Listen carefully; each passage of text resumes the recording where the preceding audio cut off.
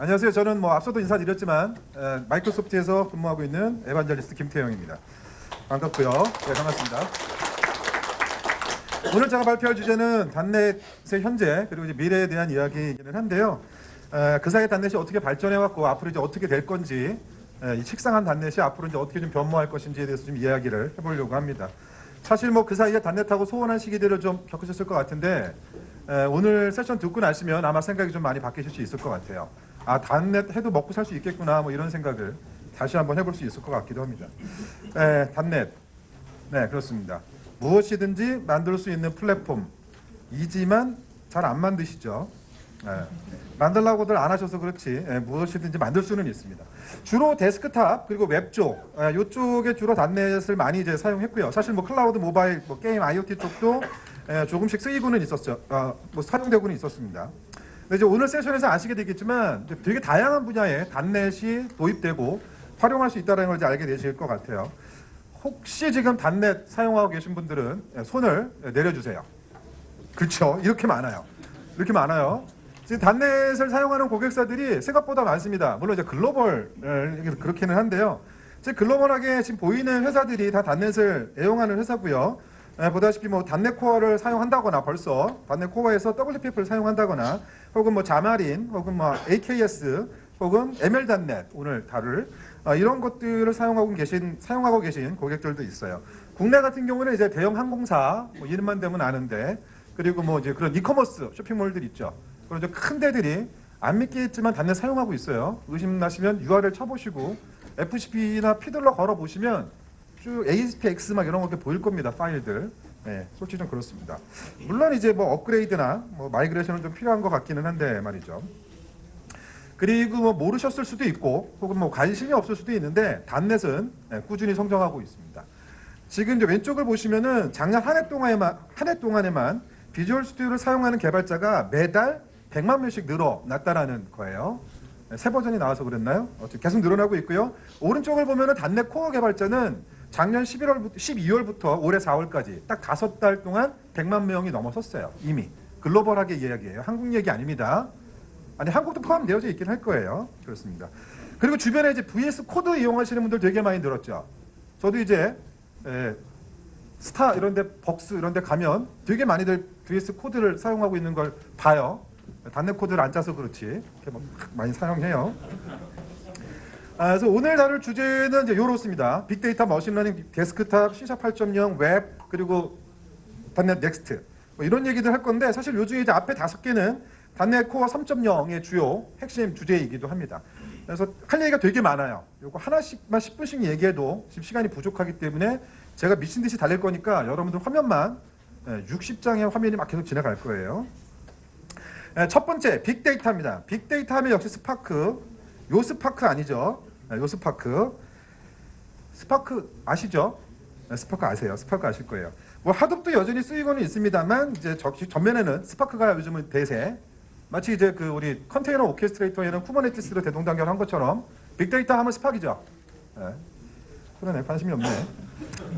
아시겠지만 여기 써 있는 겁니다. 스파크는 이제 대용량, 수백 기가에서 수백 테라, 페타 그런 데이터셋을 위한 분산해서 분석하는 엔진이 이제 스파크죠.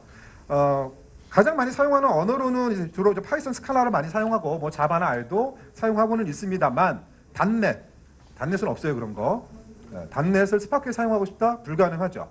그래서 원래 이제 빅데이터 얘기 나오면 단넷을 조용히 하는 거예요. 그리고 지원하는 게 없으니까. 현재는 그랬었다는 거죠. 하지만 지금 이제 여러분들은 스파크에 관심이 있어요? 스파크 관심이 있다. 그럼 계속 앉아 계세요. 관심이 있어요. 그게 사실 얼마 전에 수행된 단넷 개발자 대상으로 설문조사가 있었다고 해요. 우리 국내는 아니고 이제 해외에서.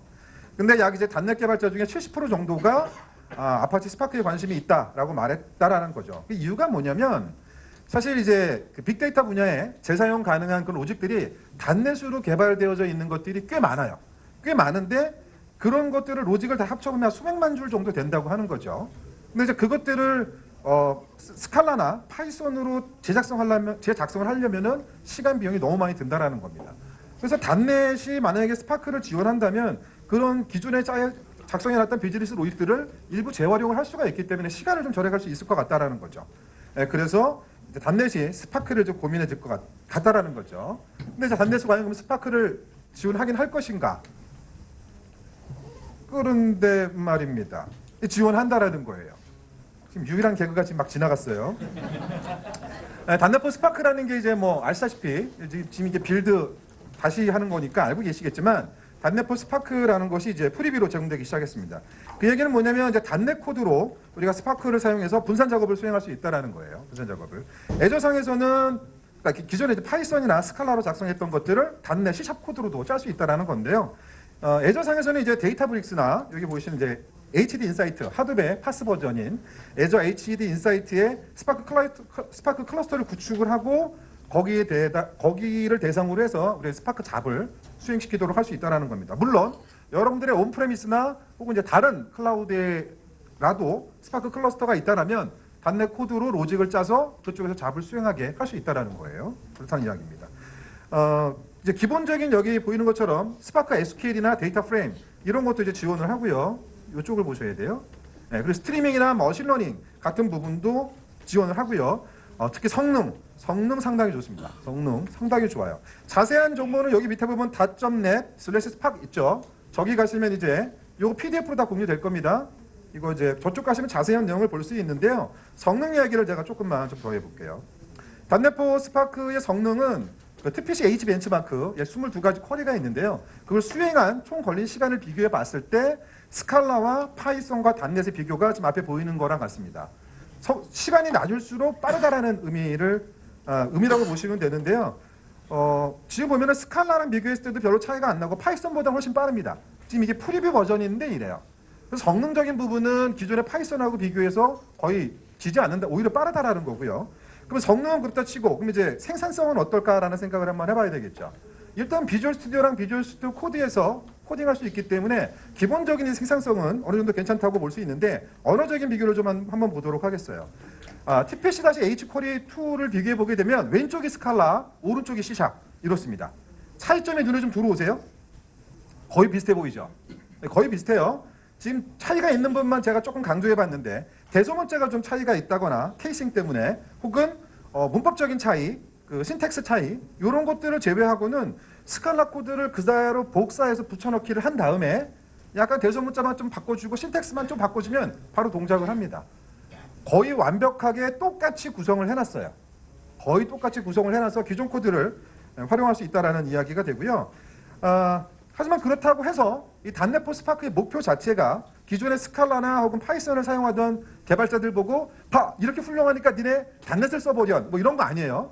절대 그런 게 아니고 기존의 단넷을 쓰던 개발자들이 쉽고 편하게 스파크를 활용할 수 있게 하는 것이 이제 기본적인 단넷폰 스파크의 목적이라는 겁니다. 이미 여러분이 스칼라나 파이썬으로 이미 스파크를 이용하고 있다고 한다면 그냥 이용하시면 돼요. 원래 그렇게 더 많이 이용하고 라이브러리들 거기가 많잖아요. 그 사이에도 단넷폰 스파크는 계속적으로 마찬가지로 라이브러리를 늘려나갈 겁니다. 어느 순간에 이제 따라 같이 대등해지는 순간까지 올 수도 있겠죠. 그래서 이제 단넷폰 스파크의 주요 목적은 스파크를 도입을 하고 싶으나 아직 우리는 단넷 친화적이고 아직은 스파크를 도입하지 않았다. 그런 경우에는 파이썬이나 스칼라를 사용하지 말고 단넷을 써서도 단넷폰 스파크를 할 수 있다라는 이야기가 돼요. 그래서 이제 빌드에서 이제 데모가 있었는데요. 이 보여드리는 것이 이제 실제 빌드 행사에서 스캇 헨슬만이 스캇 헌터랑 같이 했던 데모인데 여기가 엄청나게 고컴퓨팅을 가지고 데모를 했어요. 저는 이걸 구성할 방법이 없어요. 이런 데모 환경을. 그래서 일단 캡처해서 갖고 왔습니다. 어떤 데모를 했는지 일단 말로 좀 설명을 드리고 저는 제 수준에서 준비한 심플하고도 아기자기하고도 저렴한 데모 그거를 이제 한번 보여드리도록 할게요. 일단 헨슬만이 준비한 데모는 여러분도 조합하는 GitHub의 메타데이터들을 가져와서 그거를 분석하는 거였어요. 지금 밑에 보시면 gh-torrent.org라는 사이트가 보이시죠? 저희가 뭐 하는 사이트냐면 GitHub에 올라와 있는 모든 리파지토리, 프로젝트, 커밋, 뭐 이슈, 풀리퀘스트 그거에 대한 메타데이터를 CSV 파일로 다운로드 받을 수 있게 제공하는 사이트예요. 저 가보시면 돼요. 가보시면 있어요. 거기서 CSV 파일로 다 다운로드 받을 수가 있어요. 지금 여기 이 화면은 그렇게 받은 CSV 파일을 스캇 헨슬만이 분석을 하기 위해서 애저 스토리지에다 일단 올려놓은 겁니다. 잘 보시면 왼쪽에 파일명들 보이시죠? CSV 파일인 걸 볼 수가 있고요. 자, 파일 사이즈들 좀 볼게요. 120기가, 106기가, 24기가, 20기가 이렇죠. 다 합치면은 대략 한 300기가 정도 됩니다. 이 데이터가. 저걸 실수로 이제 메모장으로 딱 열면 되게 재미난 일이 생기는 거죠. 오늘 아무것도 못하는 거예요. 그 데이터를 준비한 다음에 스카넷을 반을 뭘 했냐면 C샵으로 스파크 잡을 작성을 했는데요. 로직은 똑같아요.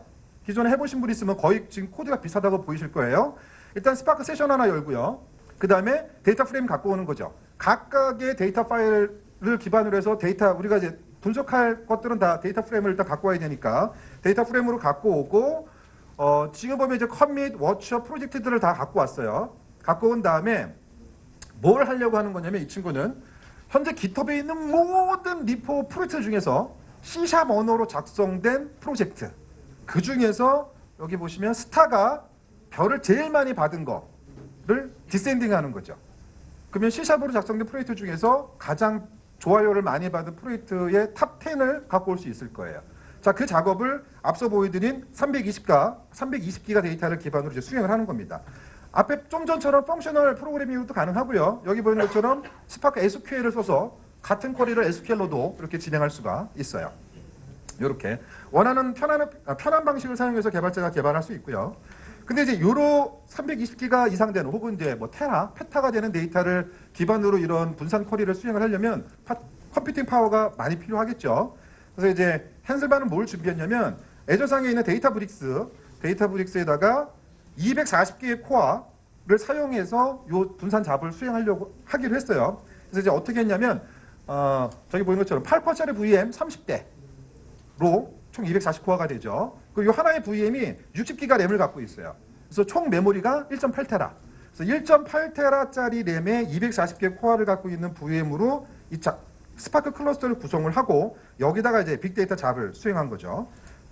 저는 이렇게 구성할 방법이 없어요. 돈이 없어요. MS 직원은 돈이 없어요. 그래서 이게 수행을 하게 되면 지금 보이는 것처럼 그 작업이 45초 만에 끝납니다.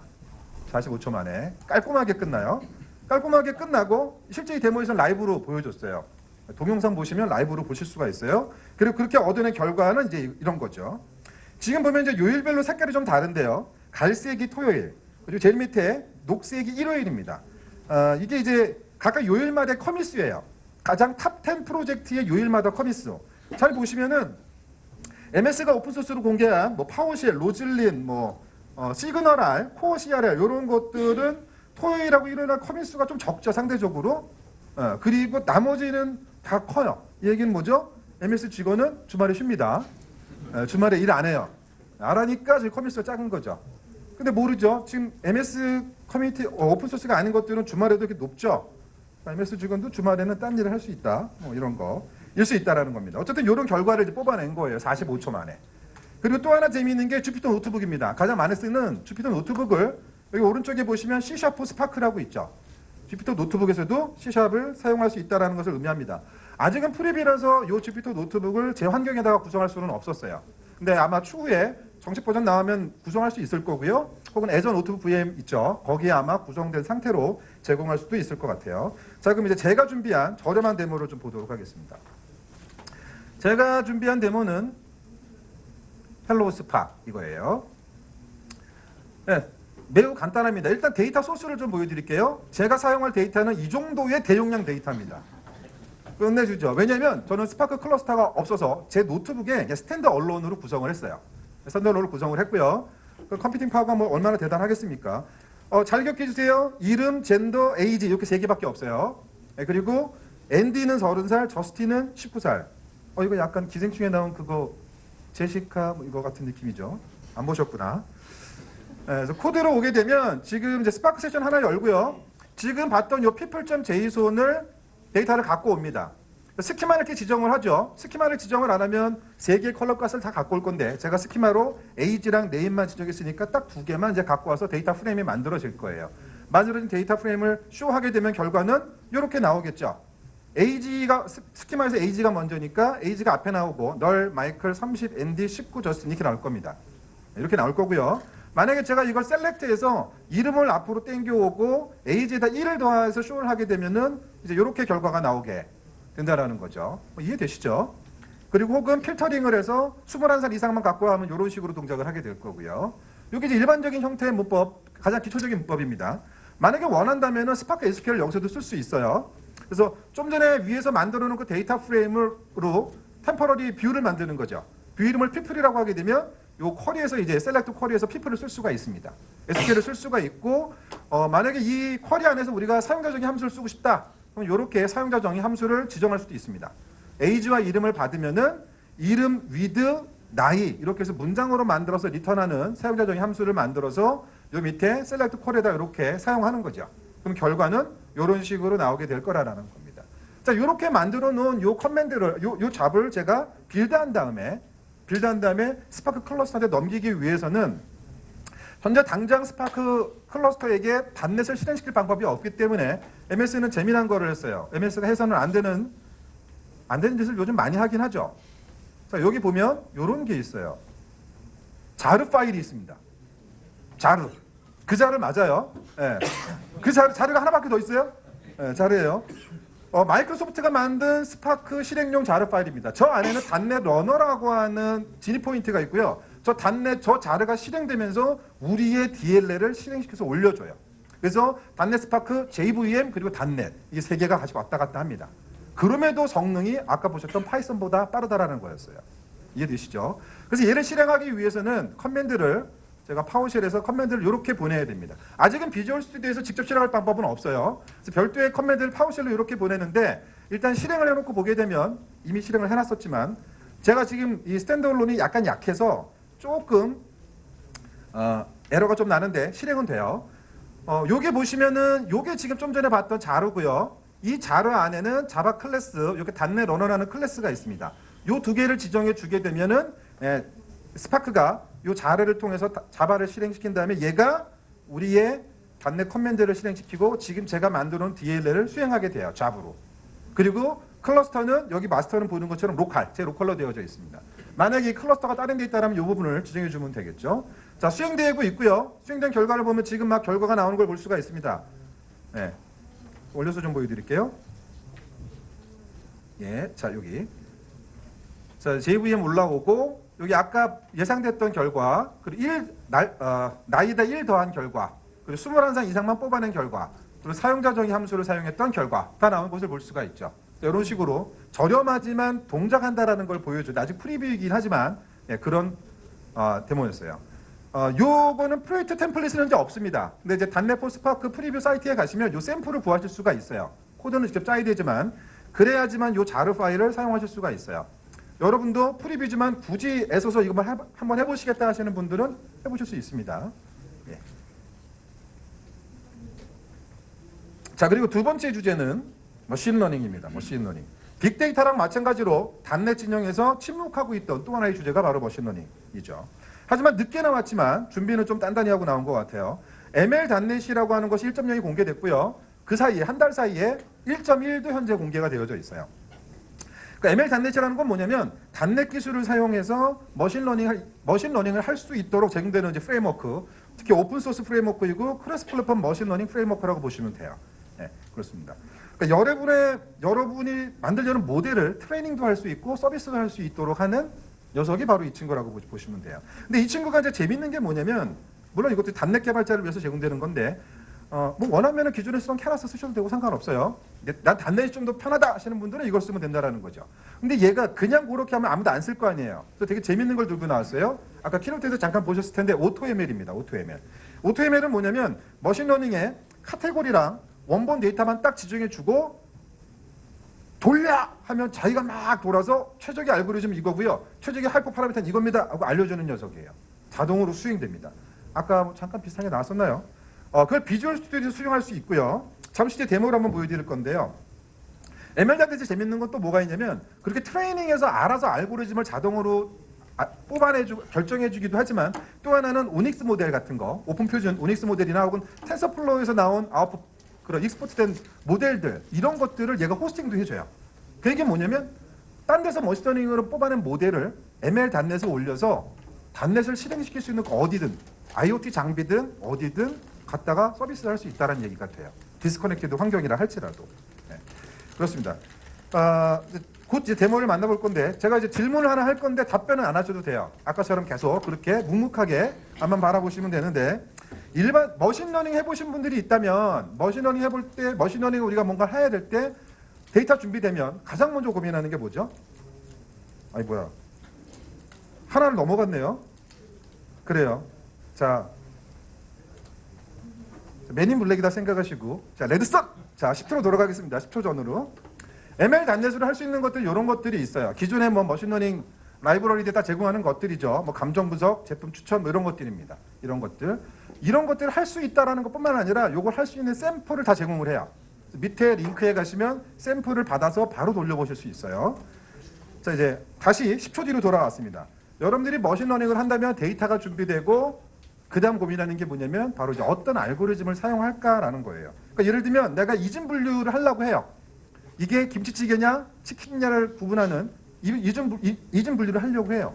하려고는 하는데 그럼 거기서 어떤 알고리즘이 나한테 최적일까는 이제 다양한 테스트를 해봐야 되는 거죠. 여기 보이는 것처럼 뭐 리니어 SVM이 좋은 선택일까 아니면 SDC의 레귤레이션이 나한테 좋은 선택일까 고민하면서 테스트를 수행해야 됩니다. 그리고 또 다른 고민은 어떤 옵션이 또 그 알고리즘에 맞는 최적의 옵션일까. 그래서 하이퍼 파라미터 바꿔가면서 계속 테스팅해봐서 애큐러시 높은 거 나한테 맞는 거 나올 때까지 컬러도 돈을 막 쓰면서 이제 막 하시잖아요. 이렇게 하시잖아요. 그런 거죠. 그래서 나온 게 이제 오토ML이에요. 오토ML. 오토메이티드 머신러닝의 약자로 오토ML인데요. 얘는 자동으로 알아서 최적의 알고리즘과 설정을 사용해서 모델을 생성해주는 녀석입니다. 제 로컬 컴퓨터에서도 수행할 수 있고 클라우드에서도 수행할 수 있고 지금은 이제 세 가지 태스크만 지원을 하는데 여기 보이는 것처럼 리그레션, 이중 분류, 바이너리 클래시피케이션, 다중 분류, 멀티 클래시피케이션만 지원을 해요. 그래서 그걸 하기 위한 수단으로 세 가지의 사용 방식을 지원하는데 첫 번째가 비주얼 스튜디오의 애드온에 넣어서 UI를 가지고 모델 오토메이트 ML을 수행해보는 방법 혹은 CLI를 사용해서 커맨드에서 해보는 방법 또 하나는 AP를 사용해서 프로그램적으로 수행하는 방법 세 가지가 제공이 돼요. 저는 여기서 가장 멋있는 모델 빌더를 이용해서 UI로 하는 걸 한번 보여드릴 건데 CLI를 사용하는 방법은 이제 세 번째 세션에 ML.NET 세션이 따로 있어요. 거기서 이제 좀 보시면 되면 될 것 같고요. CLI를 사용하게 되면 맥북이나 우분투에서 똑같이 하실 수가 있습니다. 자, 데모를 한번 보여드리도록 할게요. 일단 설명을 좀 안 해도 될 것 같아요. 그냥 할게요. 보는 게 백문이 불여일견일 것 같기 때문에 자, 제가 이제 여기는 다 준비된 걸 갖고 오기는 했는데 여러분들이 콘솔 애플리케이션을 더미를 하나 만드셔도 상관없고 웹 애플리케이션을 그냥 껍데기를 하나 만드셔도 상관은 없어요. ML.NET 애드온을 설치하고 나면 그게 어디든지 간에 프로젝트에다가 이렇게 마우스 오른쪽 버튼을 누르고 보여드릴게요. 마우스 오른쪽 버튼을 누르면 애드에 가면 이렇게 머신러닝이라는 게 추가할 수가 있어요. 보이시죠? 한번 해볼게요. 이렇게 해서 애드하고 머신러닝을 하게 되면 이렇게 모델 빌더라는 게 나오게 됩니다. 모델 빌더라는 게. 지금은 네 가지 정도의 이게 폰트를 막 높여놨더니 얘가 좀 작아 보이는데요. 읽어드릴게요. 첫 번째 게 감정 분석, 센티멘트 애널리시스, 두 번째 게 이슈 클래시피케이션, 세 번째가 가격 예측, 네 번째가 커스텀 시나리오. 이 정도 네 개가 있어요. 근데 이게 아마 계속 늘어날 거예요. 제공되는 게.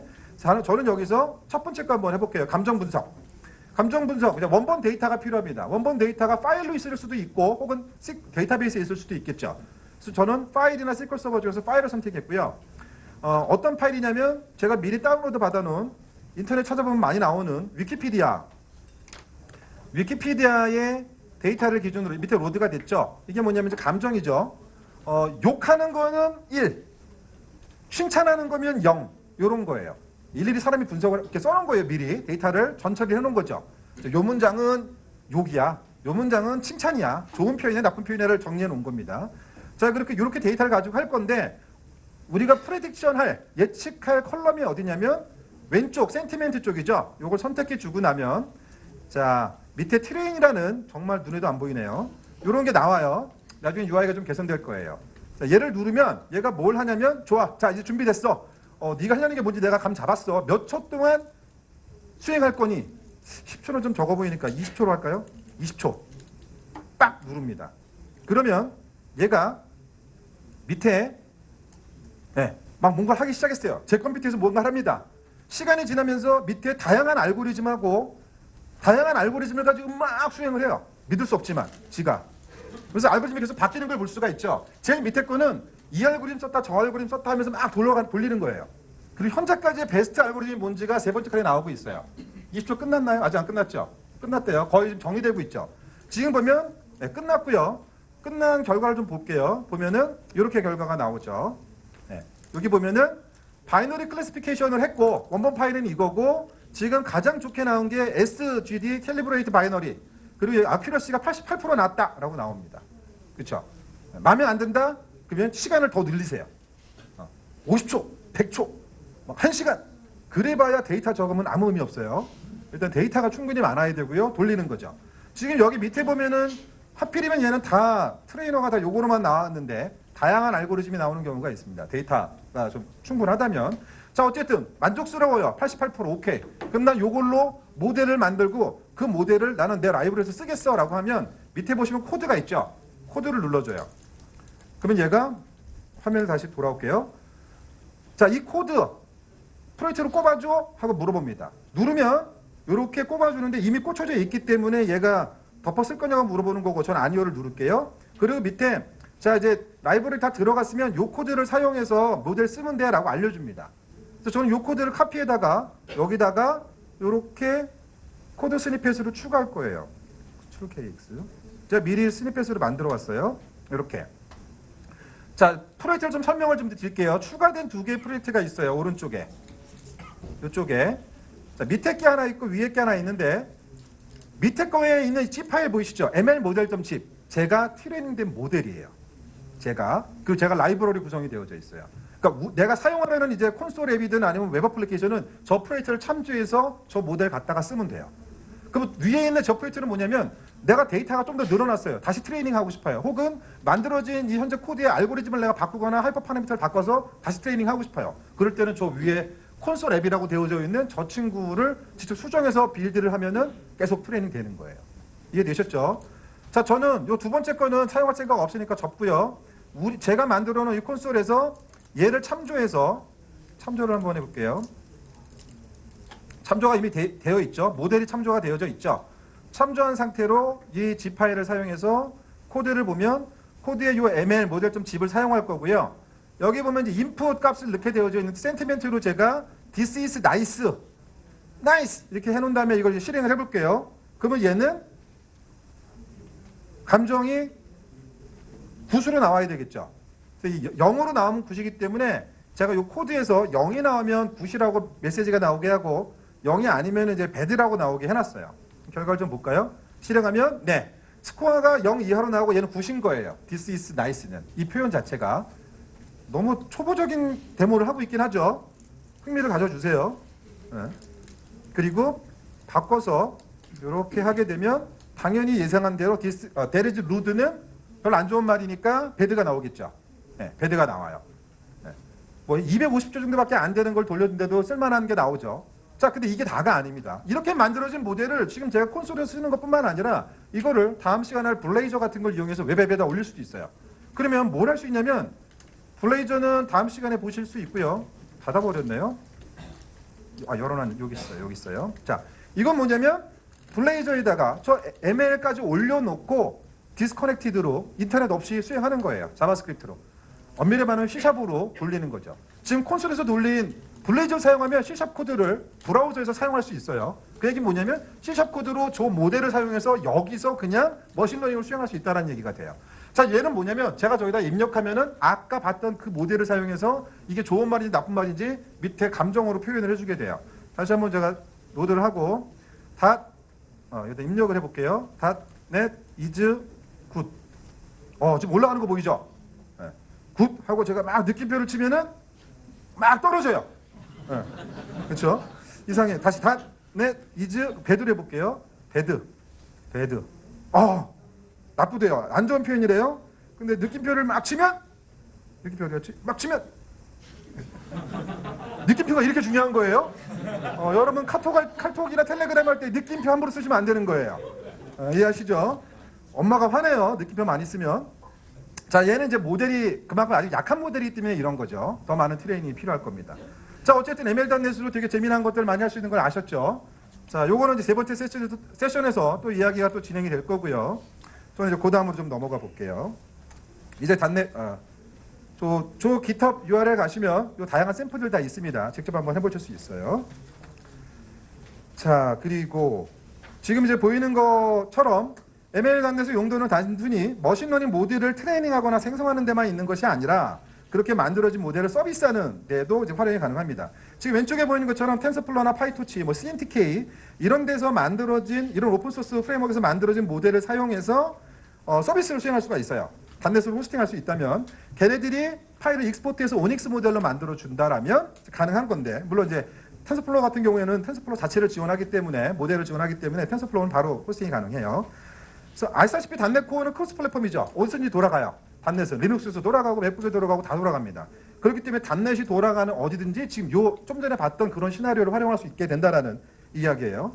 그리고 잠시 뒤에 설명하겠지만 단넷 3.0부터는 셀프 컨테인드로 단넷을 통째로 말 수가 있어요. 그게 뭐냐면 단넷이 설치가 되어져 있지 않은 머신에서도 단넷을 동작시킬 수 있다는 거예요.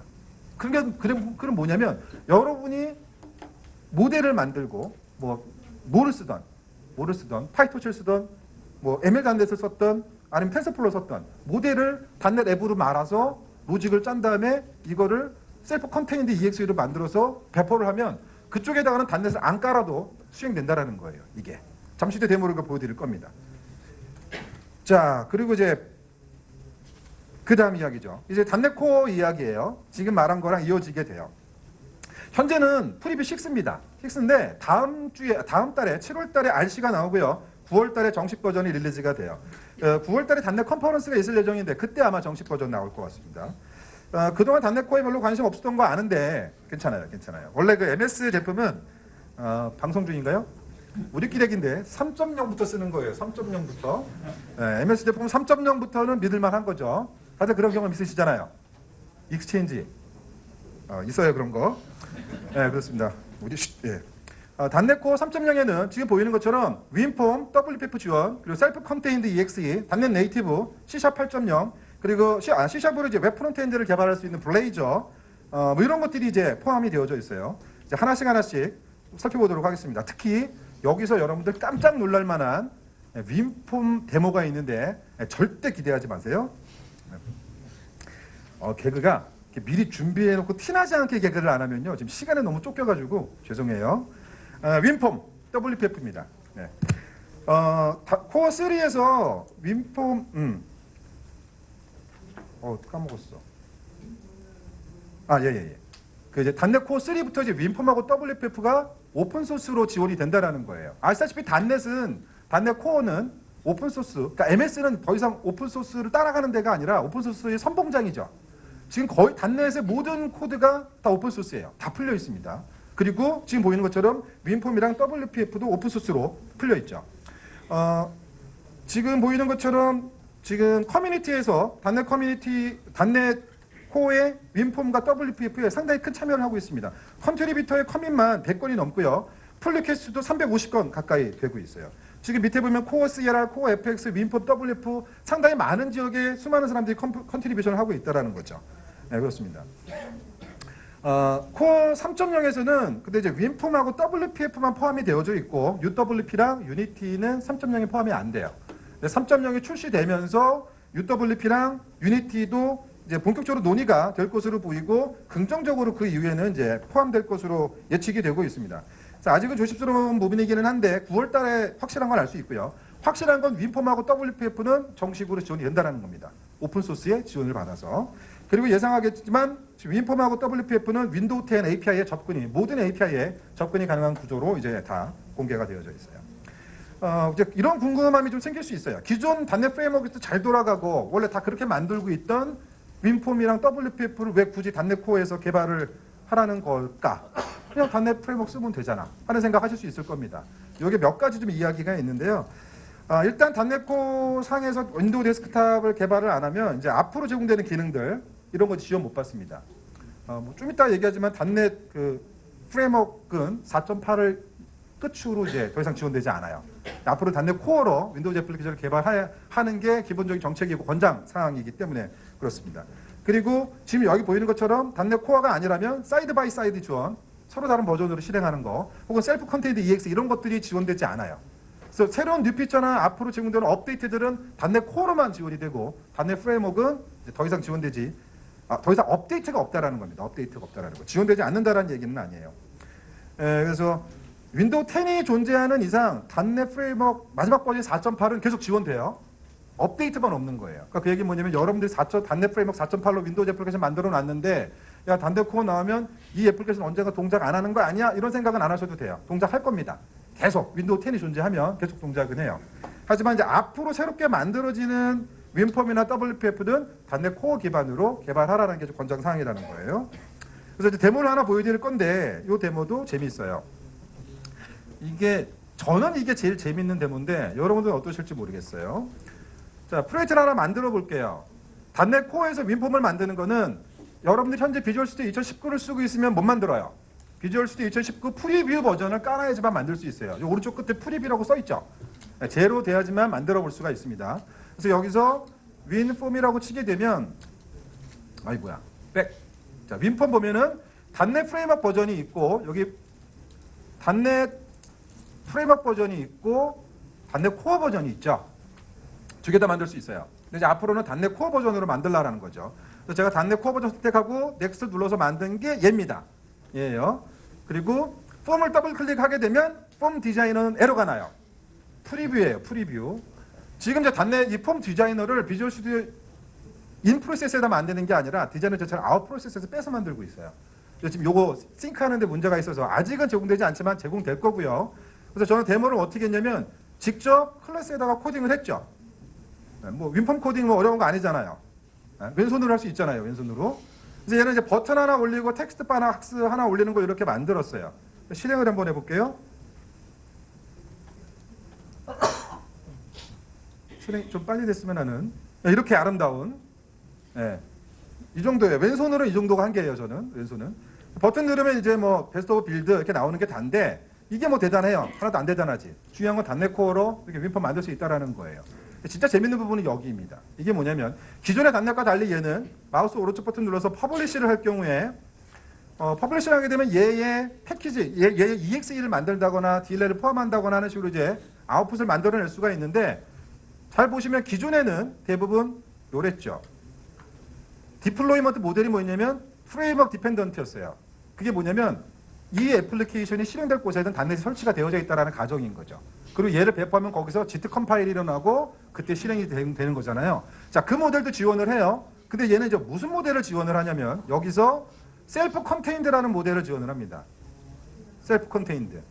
그럼 이건 뭐냐면 단넷 런타임까지 다 말아서 얘가 사용하고 있는 딜레이까지 다 말아서 한 번에 패키지를 만들어서 특정 폴더에다 다 쏟아부어 주는 거예요. 그럼 여러분 뭘 하면 되냐면 그 폴더를 그대로 갖다가 어딘가에 갖다 놓고 실행을 하게 되면 거기엔 단넷이 설치가 되어져 있지 않아도 단넷 런타임이 올라오면서 얘까지 실행이 된다는 얘기예요. 근데 제가 이렇게 해서 한번 만들어 봤더니 저장을 해봤더니 무슨 문제가 생겼냐면 문제까지는 아닌데 빈의 릴리즈에 여기 퍼블리시 안에 만들어지거든요.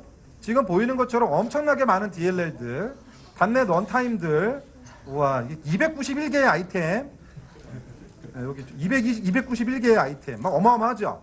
그리고 뒤에 가면 EXE가 있어요. 있긴 있어요. 봐, 여기 있죠. 자, 단넷 런타임부터 시작해서 모든 딜을 다 엮여 있는 겁니다.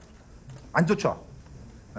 단넷은 안 깔아도 되지만 안 좋아요. 그래서 나온 게 뭐냐면 셀프 컨테인드 EX입니다. 지금은 비주얼 스튜디오에 아직 안 올라와 있고 오픈소스 툴로 공개되어 있기는 한데 한번 해볼게요. 여기서 커맨드로 해야 되는데요. 여기서 .net-wap 이렇게 명령어를 주게 되면 요거 툴을 까셔야 되는데 툴을 깔고 난 다음에 요걸 주게 되면 얘가 자기가 수행을 해요. 1분 정도 걸려요. 패키지 가는데. 그래서 패키징 된 녀석을 제가 이제 미리 갖고 왔죠. 1분 정도 뒤에 나오는 녀석이 여기에 있는데요. 제가 여기 셀프 컨테이너라는 데 넣어놨어요. 얘가 그 녀석이에요. 얘 잘 보시면 용량이 몇 메가냐면 64메가입니다. 그래도 생각보다는 그렇게 크진 않잖아요.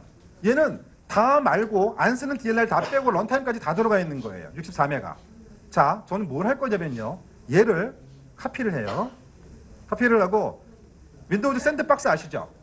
이번 윈도우즈 업데이트하면 나온 완전히 고립된 클린 PC 그걸 실행을 해놨습니다. 일종의 VM이죠. 자, VM이죠. 제가 여기서 커맨드에 가서 단넷을 쳐볼 거예요. 단넷이 깔려있는지 안 깔려있는지. 단넷을 쳐보면 그런 커맨드 없다라고 나와요. 만약에 단넷이 깔려져 있으면 제 로컬에서 쳐볼게요. 요건 제 로컬이죠. 제 로컬에서 단넷을 치면 단넷 정보 이렇게 나오고요. 단넷하고 인포 치면 제 런타임이 뭔지 깔려져 있는 SK 뭔지 다 나옵니다. 네, 그렇죠? 근데 여기서는 지금 안 나와요. 자, 여기다가 제가 이 EXE를 붙여넣기를 할 거예요. 자, 그러면 이 파일이 복사가 되겠죠? 셀프 컨테인트 EXE로 말아놓은 녀석을. 자, 그리고 얘를 실행을 하죠. 실행을 하면 여기는 단넷도 안 깔려있고 아무것도 없지만 실행을 더블 클릭 안 됐어요? 네, 지금 올라와요. 런타임이 올라오고 자, 실행된 걸 볼 수가 있죠. 윈폼이. 버튼 누르면 메시지 박스 동작을 하고요. 이렇게 동작한다라는 거예요. 데모니까 심플한 걸 보여드렸지만 요 시나리오로 가능한 건 셀프 컨테인트 EXE를 말아서 그 어디든지 아까 ML 단넷과 함께 섞어서 쓸 수도 있고요. 되게 무궁무진한 시나리오가 가능해집니다. 여러분들의 배포 방식 자체가 바뀔 수 있다는 얘기가 돼요. 이게 리눅스는 안 되겠죠. 윈폼이니까. 이게 어떤 머지든지 간에 단넷, 여기에 단넷이 설치되어져 있던 설치되어져 있지 않던 구입받지 않고 여러분들은 배포할 수 있게 된다는 이야기예요. 기존에 개발된 그 데스크톱 애플리케이션은 여전히 구동이 될 거니까 뭐 큰 문제는 없겠지만 지속적인 개선을 위해서 만약 기존 애플리케이션을 단넷 코어로 마이그레이션 하고 싶다 하는 경우에는 이 페이지를 참고해 볼 수 있습니다. 지금은 아직 프리뷰이고 아직 조금 시간이 남았기 때문에 포터빌리티 애널라이저라는 툴만 제공을 해요. 쟤를 실행을 하게 되면 이런 툴인데 여러분의 기존 애플리케이션을 여기다가 지정하고 하게 되면 어떤 프로젝트의 모듈은 몇 % 호환성이 있어 이런 걸 알려줘요. 호환성이 좀 떨어지는 거는 단넷 코어에서 지원이 안 되는 코드들이 들어있다는 거니까 고칠 필요가 있다라는 얘기고요. 시간이 좀 지나서 정식 버전 나오면 내년 올해 9월이죠. 아마 정식 마이그레이션 도구가 제공될 수도 있습니다. 이제 지금 미리 해보실 필요는 없고 그때 가서는 이제 한번 해보실 필요가 있을 것 같아요. 큰일 났습니다. 시간이 없어 죽겠는데. 그리고 C샵 8.0이에요. C샵 8.0. 네, 잘해야 돼요. C샵 8.0에도 다양한 기능이 추가가 되었어요.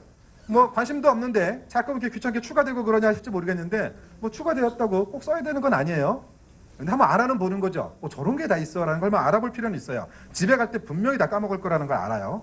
일단 크게 5가지 기능만 좀 알아보도록 하겠습니다. 우선 레인지예요. 점점. 저런 표현이 가능해집니다. 레인지라는 타입도 있고 저런 표현도 가능한데 쟤는 뭐냐면 만약에 배열에 A, B, C, D, E 이렇게 있다라 그러면 2번째 인덱스부터 끝까지라는 의미예요. 즉 A, B, C, D 이라면 C, D, E가 되겠죠. 저렇게 구간을 가져올 수 있는 게 저 레인지라는 표현식이고 또 하나는 이제 널러블 레퍼런스 타입입니다. 기존에 이제 이 물음표를 통해서 밸류 형식에 대해서는 널러블이 가능했는데 레퍼런스 타입은 안 됐죠. 이제부터 레퍼런스 타입도 된다는 얘기고요. 진짜 빠르죠. 제가 가장 좋아하는 이번에 나온 것 중에 가장 좋아하는 어싱크 스트림이에요. 지금 보면은 포이치문 앞에 어웨이트가 있는 부분이 좀 재미있는데요. 포이치에서 비동기 스트림을 사용하려면 이 방식을 사용할 수가 있어요. 요거 좀 이따가 제가 데모로 좀 보여드리도록 할게요. 그리고 스위치 표현식입니다. 스위치 구문 안에서 람다 익스프레션을 사용할 수가 있어요. 람다 익스프레션에 익숙하지 않은 사람은 저게 무슨 외계적인 표현이라 하실지 모르겠지만 아시는 분들은 되게 직관적인 표현이라고 보실 수가 있을 거고요. 그 다음 리커시브 패턴이에요. 방금 말씀드린 스위치 익스프레션이랑 같이 쓰면 끝내주는데 얘는 뭐냐면 반복적인 스위치 구분에서 리커시브하게 패턴 매칭을 하는 겁니다.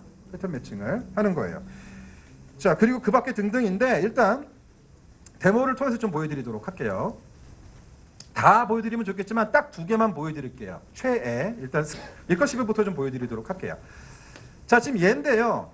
자, 펄슨이라는 오브젝트가 들어오고 펄슨을 스위치 구문으로 돌릴 경우에 만약에 기존에 펄슨이 first name, middle name, last name이 있다고 한다면 이 펄슨에 first name이 있고 last name이 있는 경우 하나가 널인 경우 이런 거 하려면 저걸 일일이 꺼내가지고 막 비교해야 되잖아요.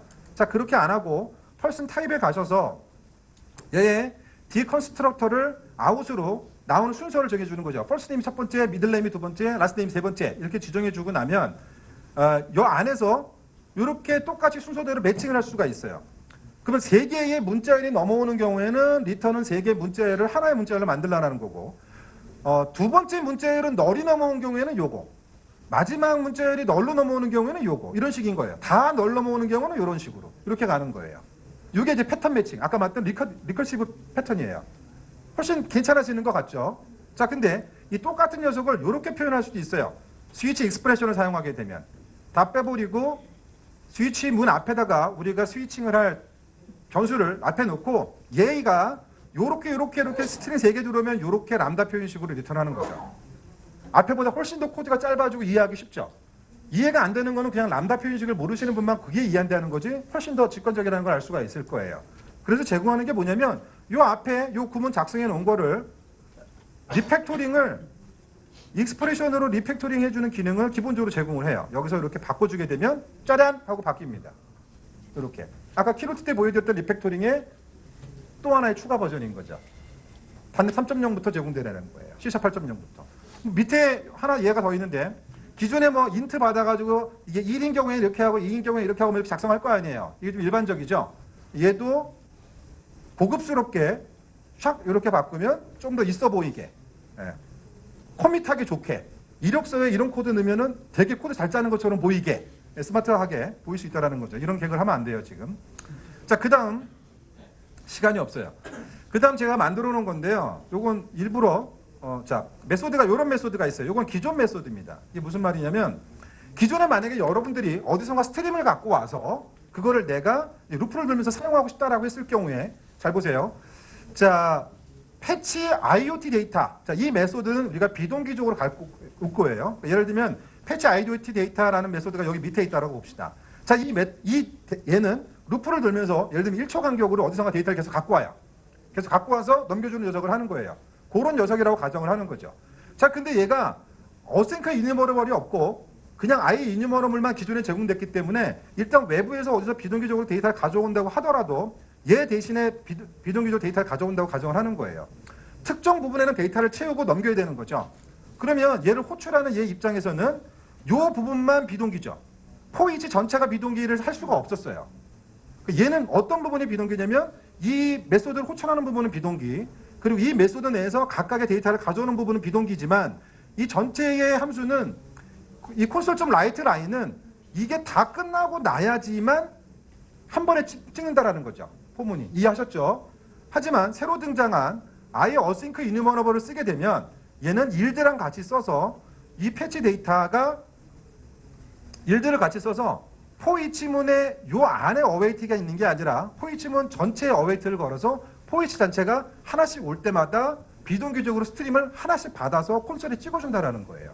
엄청난 차이가 있는 거죠. 자, 이걸 제가 각각의 메소드를 수행하도록 여기다가 얘 수행을 걸어놨어요. 한번 결과를 비교해 볼게요. 앞에 거는 똑같은데 비동기적으로 돌지만 찍는 게 비동기는 안 됐다라는 거예요. 사용하는 측면에서 비동기가 안 됐다라는 거죠. 수행 됐나요? 안 됐나 봐요. 자, 보시면 얘는 0.3초마다 찍는데 1초, 2초, 3초 한 번에 찍히고 그 다음 거는 비동기적으로 스트림을 갖고 와서 찍어주는 걸 볼 수가 있어요. 이게 큰 차이인데 지금 이해 안 되셔도 상관없어요. 어차피 집에 갈 때 잊으실 테니까. 하지만 나중에 언젠가 생각나게 되면 한번 생각해 봐 주세요. 힘들어. 진짜 힘들어요. 이제 5분 남았어요. 5분 내에 끝내야 돼요. 그리고 ASP 단넷 코어 3.0도 이번에 단넷 코어 3.0과 함께 나왔습니다. 언제적 ASP 단넷을 아직도 얘기하고 있어. 제가 ASP 단넷으로 잘 나갔었기 때문에 이거를 최애하는 게 아니라 지금 말씀드린 ASP 단넷 코어는 기존의 ASP 단넷하고는 완전히 꽤나 다릅니다. 일단 크로스 플랫폼은 기본이고 리눅스 버치에서 당연히 동작할 수 있고 보다시피 gRPC 그리고 워커 서비스 이런 것들까지 지원이 돼요. gRPC는 구글 RPC라고 불리는 그 RPC 기술 맞죠? 지금 되게 대중적인 기술이죠. 그렇습니다. 그리고 이제 윈도우즈 서비스나 데몬 서비스 같은 그런 워커 서비스도 ASP 단넷에서 쉽게 개발할 수 있다는 거예요. 제가 설명드리고 싶지만 시간이 없어서 이 내용은 다음 세션에 한상훈 MVP가 다루니까 관심 있으신 분들은 자리 고정하시고 다음 이용해 주시고요. 그 다음 블레이저입니다. 요즘 좀 핫한 블레이저죠. 블레이저를 간단하게 설명하면은 웹어셈블리 기반으로 풀스택 웹 개발을 C샵으로 개발할 수 있게 해주는 기술인데 여러분의 시나리오에 따라서 블레이저는 서버 사이드로 혹은 클라이언트 사이드로 개발할 수가 있어요. 클라이언트 유형인 경우에는 내부적으로 웹 어셈블리를 사용하고 모든 C샵 코드가 브라우저에서 돌아가게 되고요. 서버 모드인 경우에는 코드 작성 방법이 비슷한데 C샵 코드가 내부적으로 웹소켓을 활용하는 시그널 기술을 사용을 해서 자바스크립트로 통신하는 방식으로 수행이 됩니다. 어떤 유형을 사용하든 다 C샵 코드로 개발할 수 있고 둘 사이의 차이도 별로 없어요. 제가 지금 설명을 급하게 드리니까 헷갈릴 수 있는데 자세한 설명은 다음 시간에 한상훈 MVP가 블레이저를 되게 재미나게 해줄 거니까 관심 있으신 분들은 계속 앉아 있으시면 돼요. 그리고 짧게 언급드릴 뉴스가 단넷 프레임워크 4.8입니다. 별로 안 궁금하실 수 있는데 제가 굳이 이거를 넣는 이유는 좀 그럴만한 이유가 있어요. 지난 4월달에 릴리즈됐고 올 여름에 윈도우즈 업데이트랑 같이 업데이트 될 겁니다. 근데 중요한 건 이게 마지막 단넷 프레임워크예요. 그래서 윈도우즈에서는 이제 마지막 단넷 프레임워크이고요. 이제 굿바이 단넷 프레임워크이죠. 하지만 그렇다 하더라도 단넷 프레임워크 4.8로 만들어진 애플리케이션은 윈도우가 존재하는 한 항상 함께 존재하고 항상 보안 패치되고 항상 기술 지원은 됩니다. 다만 더 이상의 업데이트는 없어요. 더 이상 업데이트는 없어요. 안전하게 사용할 수는 있지만 업데이트는 없기 때문에 이후에는 단넷 코어로 개발하는 것을 윈도우즈 애플리케이션을 권장한다라는 이야기죠. 이제 드디어 마무리에 들어갑니다. 단넷 스스로도 오픈소스이지만 이렇게 다른 오픈소스와 많은 부분을 수용하면서 발전해온 단넷, 이제 미래는 뭐냐 궁금해질 수 있는데요. 그 해답은 이제 과거에 있습니다. 아까 김명신 부장 키노트 장표에도 있었던 건데 기존에는 이 다양한 단넷 런타임이 시장에 존재하고 있었어요. 뭐 대표적인 게 단넷 프레임워크, 단넷 코어, 모노 이렇게는 했는데 이거 말고도 뭐 유니티, 단넷 컴팩트 프레임워크, DNA, 실버라인 뭐 이런 것들이 있었습니다. 대략 보면 이렇게 많은 다양한 단넷 런타임들이 존재했어요. 여러분들은 인식을 못했을 수 있으나 이렇게 많은 것들이 있었습니다. 그러다 보니까 호환성을 유지하기가 어려웠고 포터블 라이브러리 같은 무슨 다양한 시도에도 불구하고 모든 런타임에서 동작하는 이런 라이브러리를 만들기가 쉽지가 않았다라는 거죠. 그래서 등장한 게 이제 2016년에 단넷 스탠다드가 나오게 되죠. 단넷 스탠다드가 나와요. 모든 CLR 구현차가 지켜야 하는 표준 규격으로 단넷 스탠다드가 나오고 현재 단넷 프레임워크, 단넷 코어, 모노는 단넷 스탠다드를 지원하고 있어요. 근데 그렇다 하더라도 클래스 라이브러리 다르고 런타임 다르다라는 건 어쩔 수가 없었다라는 거죠. 그래서 하나로 합치기로 합니다. 이렇게 하나의 런타임, 하나의 라이브러리, 그리고 하나의 이름으로. 그래서 단넷 5라는 이름으로 다 통합이 되고요. 단넷 코어의 혁신적인 기능하고 모노의 뛰어난 기능을 합쳐가지고 완전히 통합된 단넷을 제공을 합니다. 사실 모노는 기존에 닌텐도 위나 플레이스테이션 4 이런 데도 올라갔었죠. 거기서 학습된 어떤 좋은 것들을 여기다 다 끌어넣는 거예요, 이제. 그래서 단일 베이스 클래스 라이브러리로 구현되는 건 물론이고 단넷 스탠다드도 준수하고 Gt뿐만 아니라 단넷 네이티브를 지원을 합니다. 기존에 UWP만 지원했던 단넷 네이티브, 즉 UWP 같은 경우에는 이걸 설명하고 있으면 안 되는데 UWP 같은 경우에는 스토어에서 네이티브 컴파일 돼가지고 내려오는 구조 있잖아요. 이제는 아까 봤던 것처럼 셀프 컨테인드 EXA 방식 그런 방식이나 혹은 하이브리드 방식 뭐 이런 거 다 지원을 하게 돼요. 그래서 모든 앱에 대해서 이 네이티브를 지원할 예정이기 때문에 상당히 빨라질 가능성이 높고요. 또 자바나 스위프트와의 상호 운영성도 모노에서 가져온 기능 덕분에 지원할 수 있게 될 겁니다. 다만 이제 통합을 하게 되면 지원하지 않는 부분도 있어요. 통합은 뭐를 선택하고 뭔가를 선택하지 않는다라는 거잖아요. 그래서 제외되는 것이 뭐가 있냐면 단넷5에 존재했던 것 중에 웹폼, WCF, 윈도우즈 워크플로우는 단넷 프레임워크 4.8까지만 지원되고 단넷 코어부터 지원되지 않습니다. 대신에 대안을 제시하고 있는데 웹폼 같은 경우에는 이제 블레이저, 다음 시간에 얘기할 블레이저 끝내줘요. 그리고 WCF 같은 경우에는 이제 gRPC, 그리고 윈도우즈 워크플로우 같은 경우에는 오픈 소스에서 이제 개발하고 있는, 협업하고 있는 코어 워크플로우 이쪽으로 이제 대안을 제시하고 있어요. 그래서 이제 단넷5는 모든 종류의 애플리케이션을 개발할 수 있는 앞서 봤던 빅데이터 머신러닝 포함해서 진짜 그런 단일 통합 개발 플랫폼으로 거듭난다라는 얘기고요. 일정만 말씀드리고 마치도록 하겠습니다. 단넷 코어는 다음 달 단넷 코어 RC가 출시되고요. 9월 달에 3.0 버전이 정식으로 출시되고 11월 달에 롱텀 서포트 버전인 3.1이 출시가 돼요. 그리고 그 출시 이후로는 매년 11월마다 단넷이 등장을 하는데 내년 11월에 단넷 5.0이 나옵니다. 지금 제가 강조드렸던 그 단넷 5.0이 내년에 나오고요. 그리고 매 1년마다 LTS 버전이 나오고 2020년까지 단넷 A까지 나올 예정에 있어요. 더 이상 갑툭튀하면서 새로운 버전이 나올 일은 이제 없고요. 이제 로드맵이 명확하게 예측이 가능하게 저희가 오픈했기 때문에 여러분의 개발 라이프 사이클도 이거에 맞춰서 이제 개발해 나가실 수 있을 겁니다.